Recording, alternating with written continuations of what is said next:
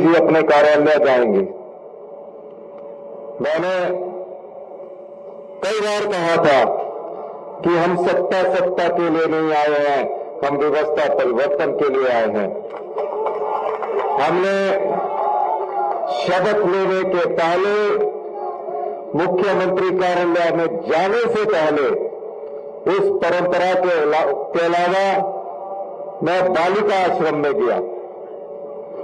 बालिका आश्रम में मैं उनके साथ 2 घंटे रहा और उन बच्चों से मैंने कुछ सीख ली। मैंने उनसे सीखा। वापिस आने के बाद मैंने एक निश्चय किया कि जो भी हिमाचल प्रदेश में अनाथ बच्चे हैं, चाहे वो अनाथ आश्रम में रह रहे हैं, चाहे अपने रिश्तेदारों के पास रह रहे हैं, एकल नारी है, जिन नारियों को छोड़ दिया गया है, नारी निकेतन में रहती है, उनके लिए शपथ ली। जो दम अंधत है, अपंग बच्चे हैं, उनके लिए शपथ ली। जो हमारे बुजुर्ग हैं, जिनको परिवारों ने छोड़ दिया, उनके लिए हमने शपथ ली कि हिमाचल प्रदेश सरकार उनका सब प्रकार से ख्याल रखेगी। और जब नववर्ष आया, हमने 100 करोड़ के करीब एक सहायता कोष बनाया कि जो बच्चा, जो महिला, जो बुजुर्ग होगा, उनके सम्मान में कोई कमी नहीं की जाएगी। और जो बच्चा छोटी उम्र में अनाथ हो जाता है, उसके अकाउंट में अनाथ होने के बाद एक एफडी का अकाउंट भी खोल दिया जाएगा। और जब वो पढ़ाई करना चाहता है, जिस तरह हमारे परिवार में हमारे बच्चे होते हैं, उस परिवार की तरह ये सरकार उसका ख्याल रखेगी। यही सरकार उसकी माता है, यही सरकार उसकी पिता है। इस दृष्टिकोण को अपनाया, योजना बनाई। कई बार इन योजनाओं में आय का सर्टिफिकेट लग जाता है। हमने कहा कोई आय का सर्टिफिकेट नहीं होगा। जो भी जिसका मां बाप नहीं होगा, जिस नारी का कोई नहीं होगा, उसका सरकार होगी। इस नीति को आगे बढ़ाते हुए 9 वर्ष के दिन हमने उन सबको आश्वासन दिया कि कोई भी बच्चा अच्छे स्कूल में पढ़ना चाहता है, इंजीनियरिंग कॉलेज में पढ़ना चाहता है, मेडिकल कॉलेज में पढ़ना चाहता है, बीएससी नर्सिंग करना चाहता है, या उसको घूमने के लिए जब हम अपने परिवार के साथ 10 दिन का टूर करते हैं, उसकी व्यवस्था भी उस योजना के अंतर्गत कर दी गई है। यही नहीं, अगर उसे विदेश में भी पढ़ाई करने जाना है, उस योजना के अंतर्गत सरकार उसको विदेश में भी पढ़ने के लिए भेजेगी। मकसद साफ है कि जिस तरह परिवार में हम अपने बच्चों की पढ़ाई करते हैं, उसी तरह इन बेसहारा 6000 बच्चों की पढ़ाई का खर्चा हिमाचल प्रदेश सरकार करेगी। ये व्यवस्था परिवर्तन है। 20 दिन में जो फैसले हमने किए, वो हिमाचल की आम जनता को ध्यान में रखकर किए। मेरा राजनीतिक जीवन आम परिवार से उठकर, एक आम कार्यकर्ता से ऊपर उठकर आज मैं इस मुख्यमंत्री के पद पर पहुंचा हूं। अगर कोई 20 दिन के फैसलों का अध्ययन करता है, तो आप पाएंगे कि हम जो कार्य कर रहे हैं वो आम और गरीब और आम जनता के लिए कार्य कर रहे हैं। जयराम सरकार सत्ता में आई, 9 महीने में 900 संस्थान खोल दिए गए। यशवंत सिंह जी परमार मुख्यमंत्री थे, रामनाथ ठाकुर जी मुख्यमंत्री थे, वीरभद्र सिंह जी मुख्यमंत्री रहे, शांता कुमार जी मुख्यमंत्री रहे, देवेंद्र साहब मुख्यमंत्री रहे। इतने संस्थान तो इन सब मुख्यमंत्रियों ने आज तक नहीं खोले जो 9 महीने में जयराम की सरकार ने खोल दिया। संस्थान कैसे? दुख इस बात का है कि जयराम सरकार ने हिमाचल की जनता को बहुत बड़ा धोखा चुनावों से पहले दिया, अपराध किया है जयराम सरकार ने। 380 के करीब स्कूल खोल दिए गए, एक बच्चा टीचर कोई नहीं है। प्राइमरी हेल्थ सेंटर खोल दिए गए, पीएम के सारे प्राइमरी हेल्थ सेंटर चल रहा है, कंपाउंडर के सारे सीएससी चल रही है। जो संस्थान हमारे पांचों मुख्यमंत्री ने खोलने के मजबूत किए थे, उनसे अधिकारी लगाकर उन संस्थानों को खोला गया।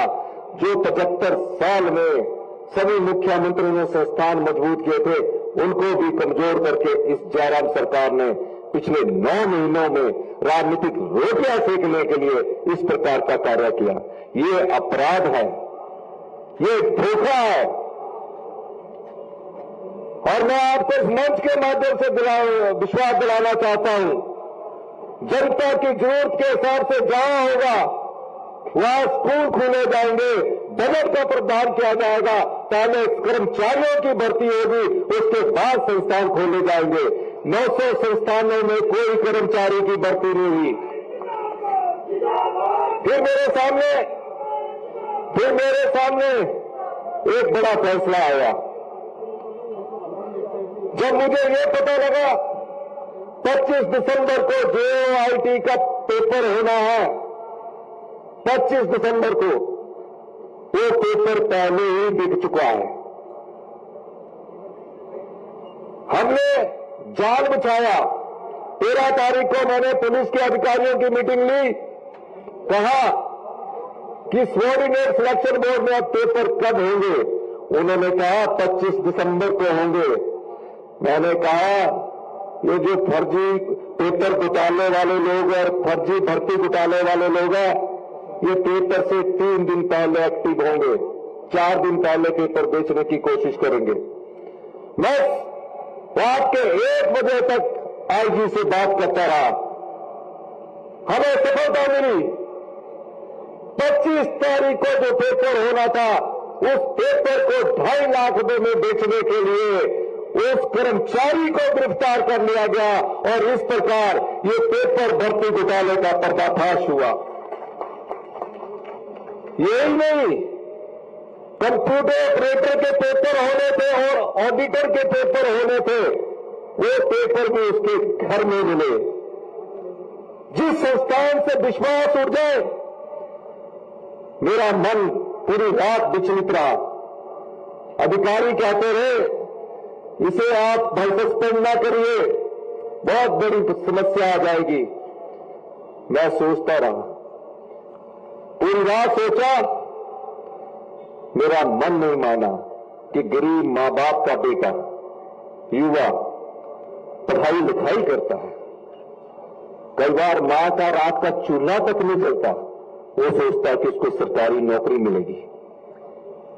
इस फर्जी घोटाले से हम युवाओं के साथ धोखा कर रहे हैं। सुबह उन्होंने अधिकारियों की बैठक बुलाई, मुझे कहा कि ये नहीं हो सकता। मैंने कहा सरकार की विल है, इसको आपको सस्पेंड करना पड़ेगा। हम इन गरीब मां बाप के युवा साथियों के साथ, गरीब मां बाप के प्यारे बच्चों के साथ धोखा नहीं कर सकते, जो दिन रात मेहनत पढ़ाई करके सरकारी नौकरी पाना चाहते हैं। और मैंने ये कड़ा फैसला लिया कि हमें सबॉर्डिनेट सिलेक्शन बोर्ड बंद करना पड़ा। अभी इंक्वायरी चल रही है, मेरा जो 21 दिन में दूसरा फैसला था, इंक्वायरी चल रही है। मैं ये बात इसलिए कह रहा हूं कि हम व्यवस्था परिवर्तन में विश्वास कड़े फैसले लेने में करते हैं। इंक्वायरी की रिपोर्ट आने दीजिए। मैं युवा साथियों को यह विश्वास देना चाहता हूं, इस कांगड़ा की आभार रैली से कांगड़ा के कई युवा साथी जो सरकारी रोजगार प्राप्त करना चाहते हैं, 60 दिन के अंदर जो युवा हमारी सरकारी नौकरी पाना चाहेगा, वो पूरी ईमानदारी से नौकरी पाएगा, पारदर्शिता पूरी बढ़ती जाएगी। इसके लिए हमें जो भी कड़े फैसले लेने पड़े, हमारी सरकार कड़े फैसले लेने से पीछे नहीं उठेगी। ये बात मैं क्यों कह रहा हूं? ये बात मैं इसलिए कह रहा हूं कि आप लोगों का प्यार मेरे साथ है। ये पहली बार हुआ कि मुख्यमंत्री मुख्यमंत्री जी की शपथ हो जाती है। हमने कहा हमारे जितने विधायक हैं वो पहले अध्ययन कीजिए, अपने जो सरकार में मंत्री बनना चाहते हैं और भारतीय जनता पार्टी को भी अपना दम लगाने दीजिए। प्लांट स्टोरों से राजनीति नहीं बदली जाती। आपकी भावना सरकार के साथ है। आप सरकार के साथ कंधे से कंधा, गांव का हर गरीब आदमी, माता, महिलाएं इस सरकार के साथ कंधे से कंधा मिलाकर खड़ी है। ये बात मैं क्यों कह रहा हूं? 40 विधायक बैठे हैं क्योंकि हमारे विधायक विचारधारा से जुड़े हुए हैं। इन्होंने फैसला किया कि आप सत्ता के लिए नहीं आए हैं, और सही मायने में मैं सत्ता सुख भोगने के लिए नहीं आया हूं, मैं व्यवस्था परिवर्तन करने के लिए आया हूं। चुनावों से पहले की भी बात सुन लीजिए, चुनावों के बाद की भी बात सुन लीजिए। आज व्यवस्था ये है कि 1 महीने से हम लोग कार्य कर रहे हैं और हमारे मंत्री हमको इनपुट दे रहे हैं, और भारतीय जनता पार्टी हमारे मंत्रिमंडल के बारे में पूछ रही है।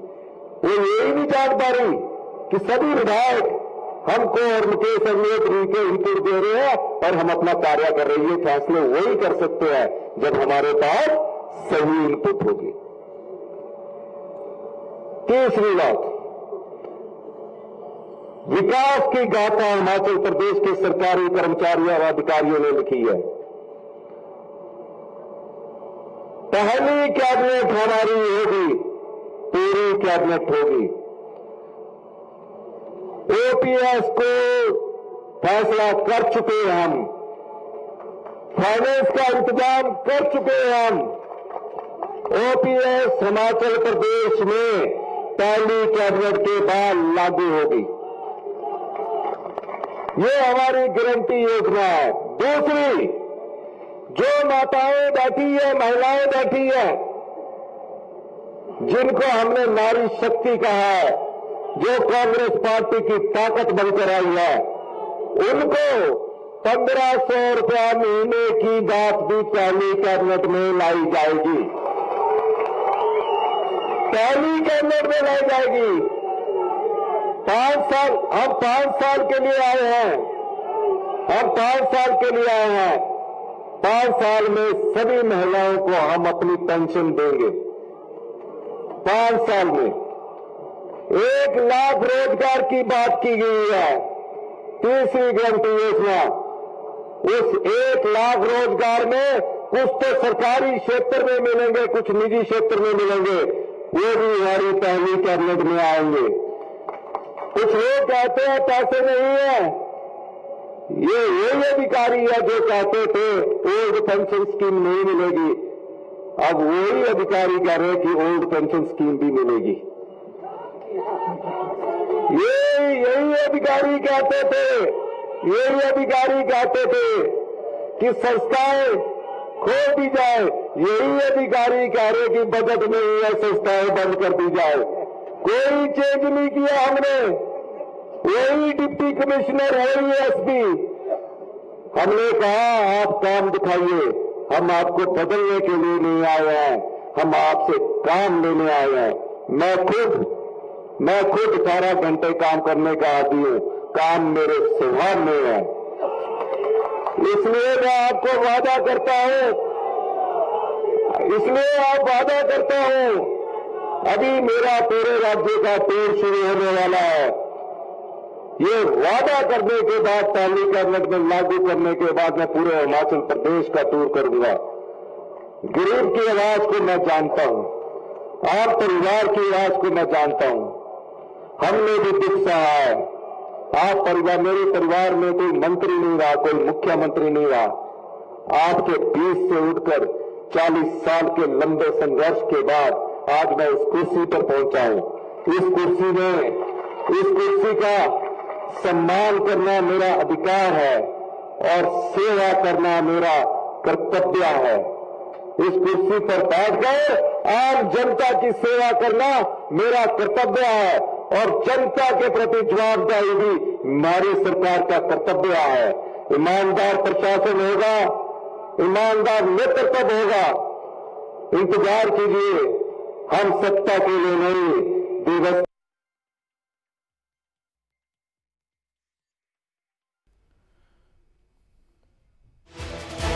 आप देख रहे थे सीधे धर्मशाला से, जहां पर जोरावर स्टेडियम में मुख्यमंत्री सुखविंदर सिंह सुक्खू संबोधित कर रहे हैं। सुनिए। हमने कहा वो लागू किया जाएगा। आप सब लोगों का बहुत बहुत धन्यवाद। जय हिंद, जय भारत। कांग्रेस पार्टी। तो धर्मशाला से आप ये देख रहे हैं, जहां पर रैली हो रही है इस समय, कांग्रेस की आभार रैली हो रही है। मुख्यमंत्री सुखविंदर सिंह सुक्खू जो हैं वो संबोधित कर रहे हैं रैली को और जनता का आभार व्यक्त करते हुए नजर आए।